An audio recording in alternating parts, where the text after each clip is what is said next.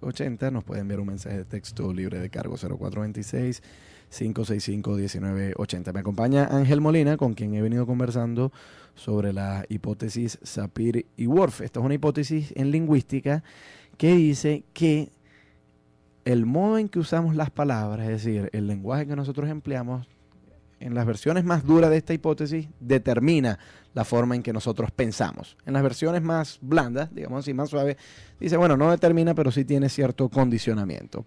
Ahora, ha habido algunos autores muy interesantes, novelistas, especialmente en el siglo XX, que partiendo de esta hipótesis han dicho que los gobiernos podrían hacer uso perverso del lenguaje para suprimir conceptos que a ellos no les interesa que la población maneje. Y George Orwell, en su novela 1984, fue uno de los que más exploró esta posibilidad. En esa novela hay un estado totalitario que quiere despojar de libertad a sus ciudadanos, y no solamente del ejercicio de la libertad, sino incluso de la mera concepción de libertad. Entonces, claro, el gobierno dice, ¿cómo hacemos nosotros para eliminar de la cabeza de la gente el concepto de libertad? Y dice, bueno, muy sencillo, eliminemos la palabra libertad del lenguaje. Y Orwell parecía haber sido de la opinión de que esto podría tener éxito, de que si alguien se propone eliminar de un lenguaje una palabra, eventualmente ese concepto desaparecería de la mente de las personas. Yo soy más escéptico, o sea, yo creo que aún si de la lengua castellana desaparece la palabra libertad, yo no creo que eso nos despojaría a nosotros, los hispanoparlantes, de la capacidad de pensar en la libertad. Pero ¿tú cómo ves ese asunto, Ángel? Sí, bueno, afortunadamente para nosotros, para no asustarnos con gendarmes y con seres totalitarios ni tiranos, bueno, la gran ventaja que tenemos es una ventaja científica, y es que desde el punto de vista histórico o incluso psicológico, psicolingüístico, está demostrado que los cambios en la lengua solo suceden si los hablantes espontáneos, es decir, la masa más abundante, la mayor cantidad de gente, que es la que precisamente habla de manera cotidiana, lo acepta. Es decir, o sea, desde arriba no se puede imponer una manera de hablar. No es posible imponer cambios desde arriba. No es posible. Los cambios solamente suceden si los hablantes los generan de manera espontánea. Suele haber un innovador o una comunidad de innovadores, que ese asunto no se entiende muy bien, porque no se sabe muy bien cómo se inicia. Pero de lo que no cabe ninguna duda es que es espontáneo. La imposición, y está demostrado históricamente, no ha funcionado para tales fines. Pero fíjate tú, por ejemplo, que en nuestro contexto venezolano ha habido un intento persistente por parte del gobierno de incluir un género inclusivo, valga la redundancia, en muchas de nuestras palabras. Entonces, claro, habitualmente en el plural nosotros le damos preponderancia al género masculino. Cuando decimos, por ejemplo, estudiantes, eso se supone que cubre tanto a los estudiantes varones como a las estudiantes hembras. Pero muchas feministas, con el aval del gobierno, han dicho, bueno, pero precisamente esa preponderancia que se le da al género masculino en la lengua castellana eventualmente conduce a una manera de pensar donde lo masculino tiene privilegio por encima de lo femenino. Y claro, esa manera de pensar también se manifiesta en la acción social. Entonces, para, digamos, despojar de actitudes machistas en el pueblo, pues hay que empezar a incentivar el uso de un género inclusivo. Entonces ya no se dice estudiantes, sino estudiantes, e incluso un neologismo, estudiantas, usuarios y usuarias, etcétera, etcétera, ¿no?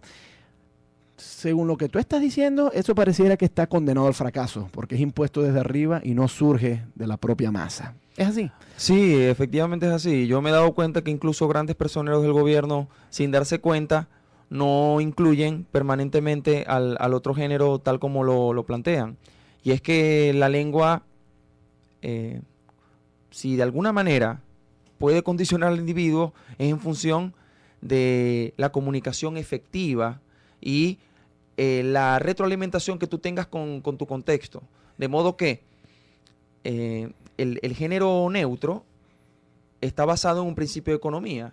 Y si bien algunos podrían argumentar que las razones históricas de su origen tienen que ver con sociedades que estaban fundadas en el machismo, el asunto es que esos han sido procesos muy largos y muy, muy progresivos, muy lentos, que cuando se concretan es muy difícil cambiarlos. Y bueno, se llegan a grandes confusiones y grandes contradicciones, como decir adolescentas, cuando adolescentes, esa E no es masculina, esa E es neutra. Entonces, ok, se pudiera apelar al artículo, pero realmente ese camino que están tomando, eso que llaman eso de plantear de que la lengua es sexista, parte de una confusión entre lo que es el género y lo que es el sexo. De modo que eso hay que verlo con cuidado, porque incluso uno pudiera presentar un contraejemplo muy sencillo, que es que en otras sociedades donde el género predominante es el femenino, por ejemplo, por dar un ejemplo, en el alemán, algunos plurales predominan bajo la forma femenina. Y no podemos decir que los alemanes históricamente son feministas. Son feministas. ¿Sabes? Bueno, yo te digo, Entonces, yo no tengo complicado. problema en que se diga usuarios y usuarias. Yo no lo voy a decir porque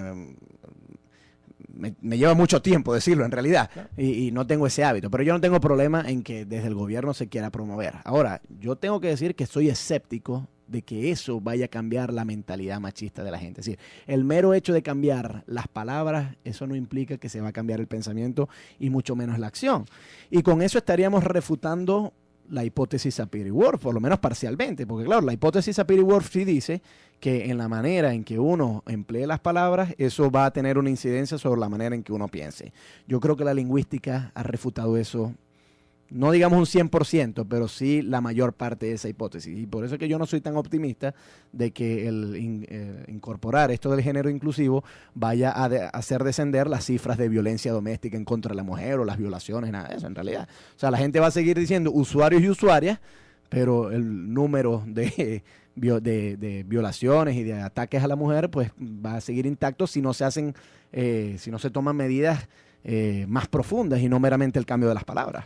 Y es que ese tipo de medidas hay que tomarlas con mucha cautela, porque, por ejemplo, en un momento dado, si se llega a lograr, hipotéticamente, en el supuesto negado que se llega a lograr esa igualación plena, bueno, los hombres también tendríamos que protestar, porque uno habla de la policía en plural y estás hablando en su mayoría, individuos masculinos. Claro.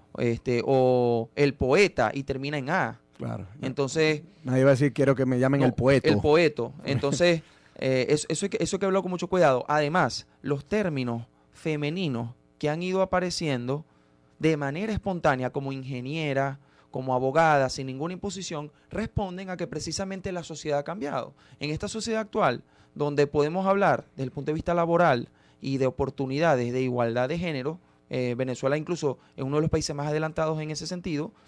Nos damos cuenta de que poco a poco los hablantes, en la medida en que ha cambiado esa realidad referencial, va asumiendo esos términos con esa marcación de género, ya que le hace más eficiente y más precisa su comunicación con las demás personas. Estamos conversando con Ángel Molina. Hoy el tema que nos ocupa es la hipótesis de Sapir-Whorf en lingüística. Esto es una hipótesis que dice que el contenido de los lenguajes eventualmente determina en su versión más fuerte o condiciona en su versión más suave las categorías de pensamiento y las formas de organización del mundo que tiene cada pueblo. Vamos a dejar para el segmento que viene, Ángel, otros usos políticos que han partido de la hipótesis Sapir-Whorf, especialmente con el uso de eufemismos para tratar de suavizar palabras y que muchas veces son captadas como insultos, precisamente con la intención de que la gente no se vea insultada por ellos. Pero precisamente, así como en frente a la cuestión del género inclusivo se le han elaborado muchas críticas que resuenan contra las críticas de la hipótesis de Sapir-Whorf, en el uso de eufemismos también hay mucha gente que dice eso, el usar eufemismos realmente no va a cambiar la manera de pensar de la gente. Nuestro número de contacto